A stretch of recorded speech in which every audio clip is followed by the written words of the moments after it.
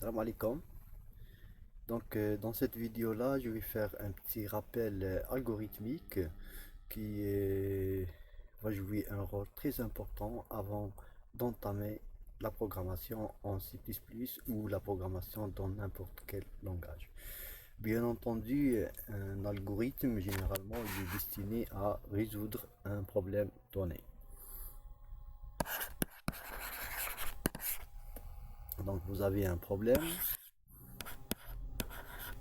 Ce problème-là a comme objectif d'atteindre à un ensemble de résultats, par exemple le résultat 1, le résultat 2, le résultat 3, etc. Et bien sûr, pour résoudre ce problème-là, généralement, ça dépend de quelques données. D1, D2, etc. La structure générale d'un algorithme est la suivante. Vous avez ce qu'on appelle une partie déclaration et une partie instruction.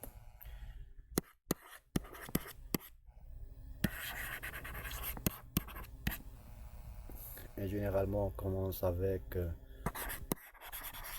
algorithme et donner un nom pour l'algorithme. Par exemple, c'est somme de deux nombres. Et pour séparer la partie déclaration de celle des instructions, vous avez ici un début. Et se termine avec fin.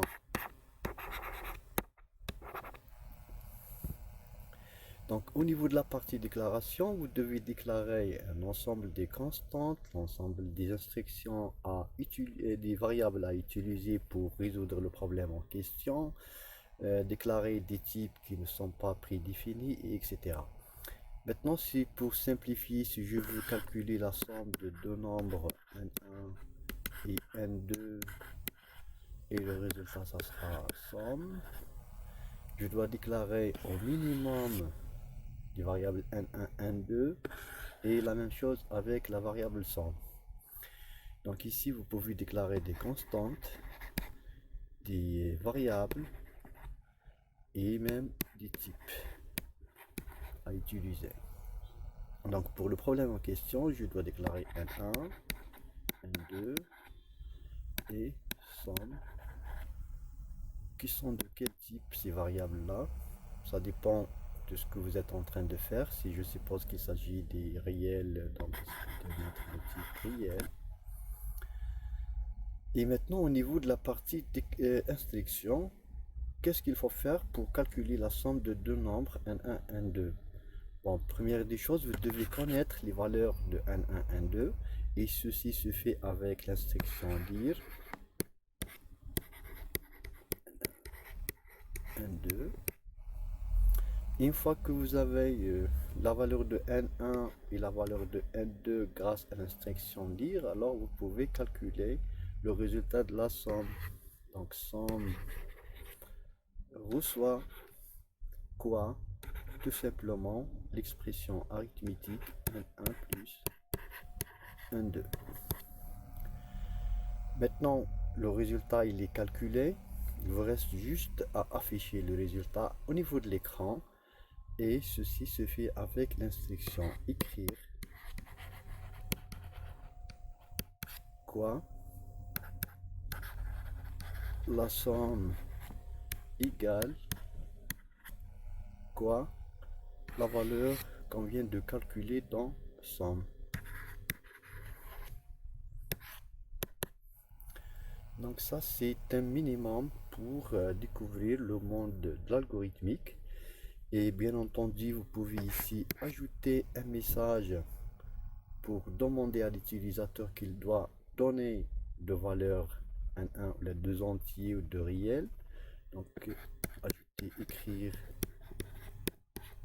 le message à afficher sous forme d'une chaîne de caractères constante, donner deux entiers.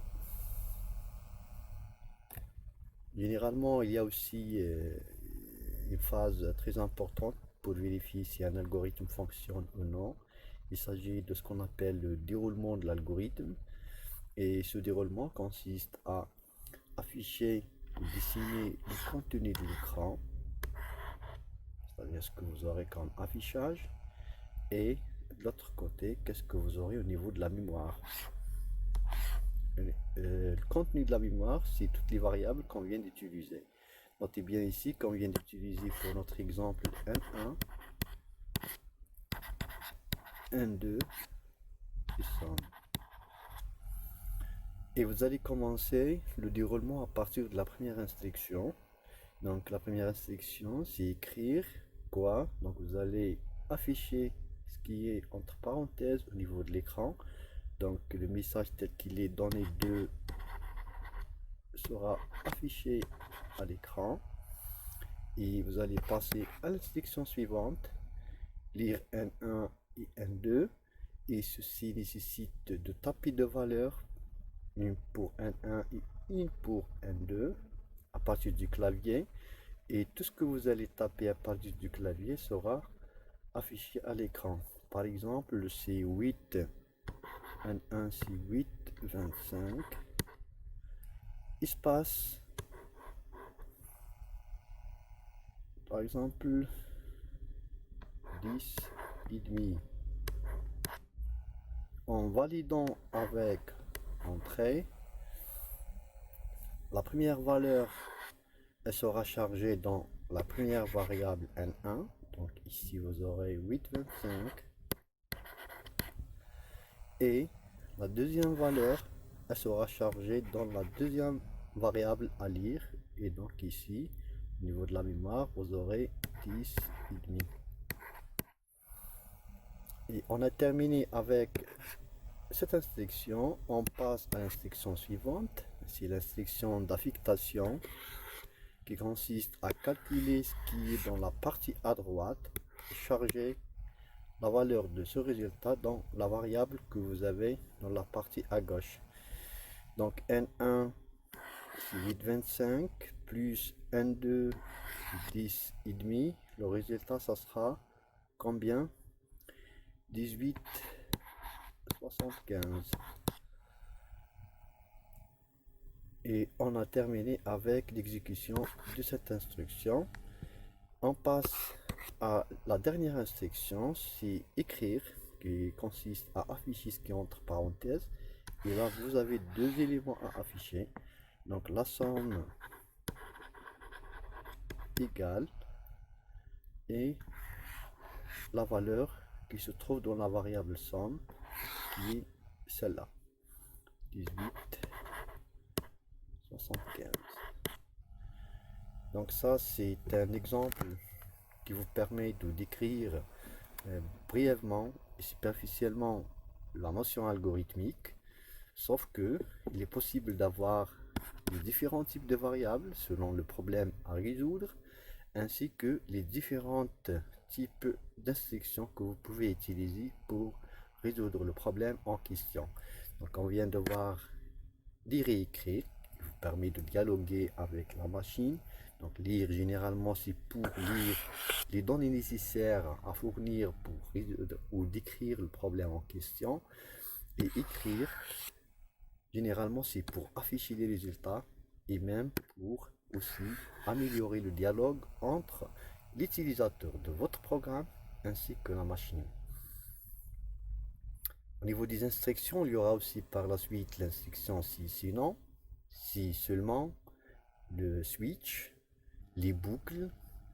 Donc si vous avez un traitement qui se répète pour résoudre le problème en question, alors vous devez utiliser les boucles, notamment quand on ne sait pas combien de fois nous allons refaire le travail en question.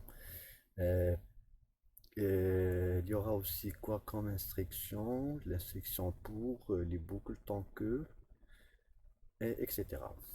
La même chose avec pour les types de variables, il est possible d'utiliser et vous allez le découvrir par la suite, tels que les tableaux, les listes, les enregistrements, etc. Voilà, c'est bon pour cette vidéo. À la prochaine.